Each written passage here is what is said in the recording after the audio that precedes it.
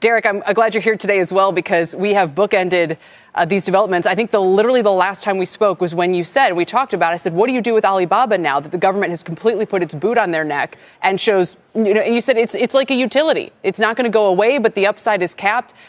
Are things fundamentally different now? Or do you think this is just a sort of a temporary breakthrough of some sunlight into, and the clouds are going to kind of quickly come back together again?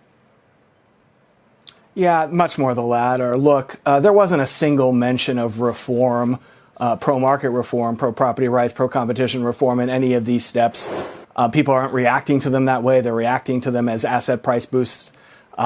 Instead of saying, hey, we want to let successful private companies thrive and that'll drive their stock market prices up, they're like, hey, boost the stock market, because they don't really want private companies to especially thrive. They do want, at least for the moment, higher stock prices. So I don't think this is going to help private companies in any significant way, because that attitude hasn't changed. They're still arresting people for long periods of time for saying the wrong thing, which prevents the kind of information flow necessary for good companies to be rewarded. And let's remember, even on stocks, I completely agree that there's a reason to be bullish on Chinese stocks for the next 2 months or so. But that's how long Chinese stock market rallies last. The peak of the Shanghai Composite was in 2007. So anyone saying I have a multi-year bullish view on Chinese stocks has been wrong every year since then.